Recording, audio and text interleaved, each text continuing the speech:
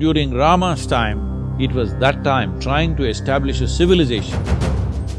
Sending his pregnant wife to the forest is a cruel thing. He lived with that pain every moment of his life.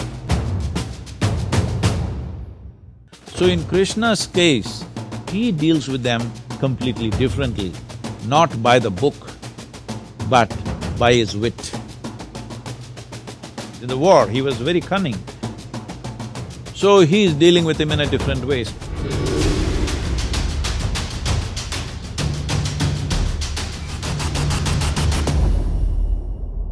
Namaskaram Sadhguru.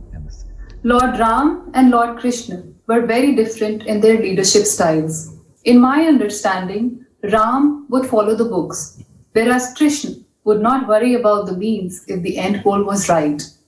Sadhguru, whose principles should a modern-day CEO emulate, Ram or Krishna? Well, I understand the basis of that question. Should I play by the rule book or should I play by my conscience or consciousness? Well, it depends on what kind of situations and what kind of roles you have to play. See, at the time of Rama, we call him Rama in southern India, okay? You cut off his name Ram. In Tamil Nadu is Raman, okay?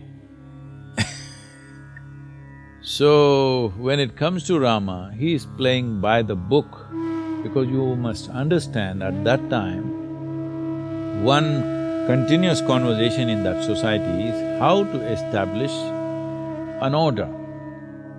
So, Rama is at that kind of time when in this subcontinent, there was no described law. So one important dimension of his life was he wanted to bring order and civilization to that place. So he always talked about the thing, even if he saw it was very cruel what he was doing. For example, sending his wife back to forest the second time over, when she is pregnant, he knows it's wrong. He knows as a husband it's wrong, as a man it's wrong. But he is doing it because if I don't establish the law, who else will? If the king doesn't establish the law, all others will start doing their own things according to personal likes and dislikes.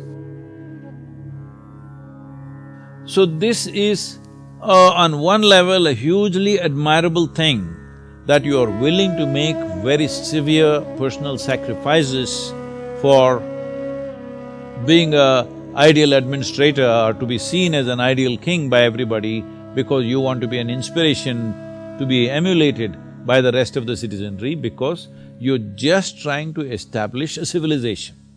Not really totally civilized, you're trying to establish the laws. It is like the Wild West, not exactly in those terms, but law is ambiguous, so he is trying to make it very clear, this is the way to conduct your life. By the time Krishna came,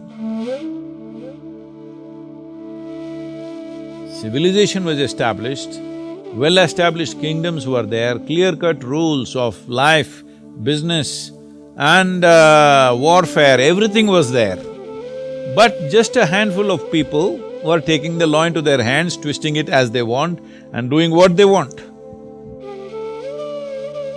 Because, see, it is like when the law is not there, you have to treat it in one way. When the law is there and everybody knows what is the law but they're finding an underhand way of doing things, now you have to treat it as a crime. So how you treat crime and how you treat an outlaw, I'm trying to make a difference, there is not much difference, but I'm trying to make a difference because somebody is out of the law because he has no sense of law in his head. Somebody is a criminal, he knows what's the law and he's subverting it intentionally, all right? Not because of the compulsions of the situation alone, but he is by choice subverting the law. So in Krishna's case, the people that he is handling, the do brothers, 100 dus, Duryodhana and co, here these are people who exactly know what is the law of the time, but they are intentionally subverting it.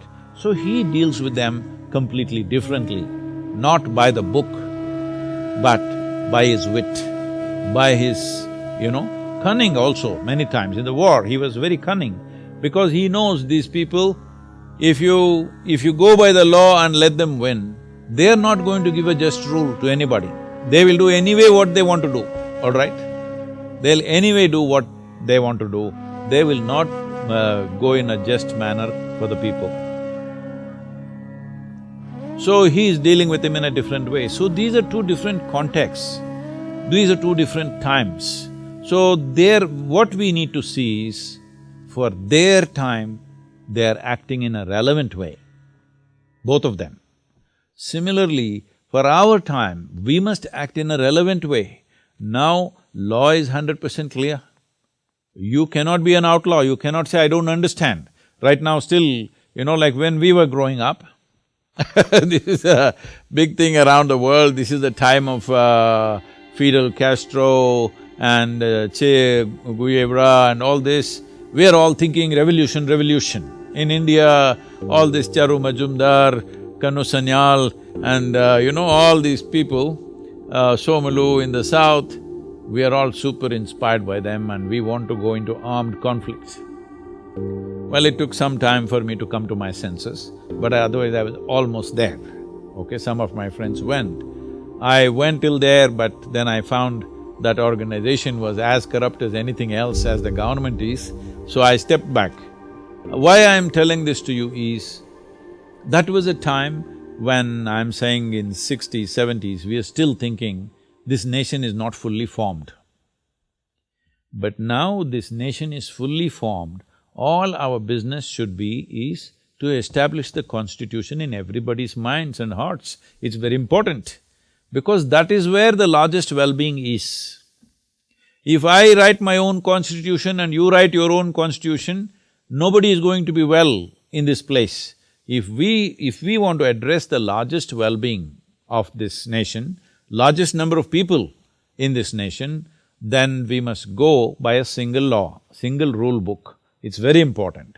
Not even as Rama went, because Rama went by the word, not being just many times, just by the word, being extremely cruel to certain people because he is trying to establish the law.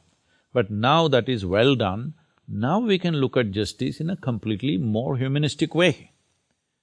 We can use the rule book as a guideline, that's what we are doing today in many ways. A few people have not come into the fold, unfortunately, but otherwise the largest population in the country is looking at the rule book as a guideline and apply the law in a humanistic manner. That is the idea of a rule book.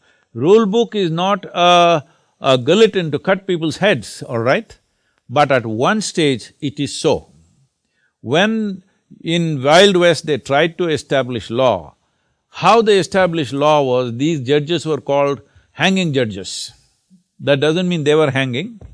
For anything they were hanging people, just about anything. Daily hangings in small towns. In a town of a few hundred population, every day hanging, all right? Every day at least one guy will be hung. So hanging, they kind of established the law. Unfortunate, this happens to a country or a civilization when you're trying to establish a national identity or a civilizational identity in a very short span of time. When it happens over a long span of time, it can happen with much less cruelty, but when it tries to happen in a very short, brief amount of time, enormous cruelty will happen. This is what people call as revolutions, this is what people call as establishment of law, whatever. But when they try to do it in a short span of time, wherever you see in the world, whether it's United States or China or Russia, wherever, when they tried to create a whole new civilization in a brief amount of time, it could only happen with enormous cruelty.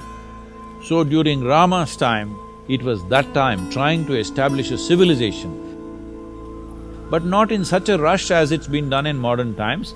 They took time, so there was no that level of cruelty, but there was cruelty.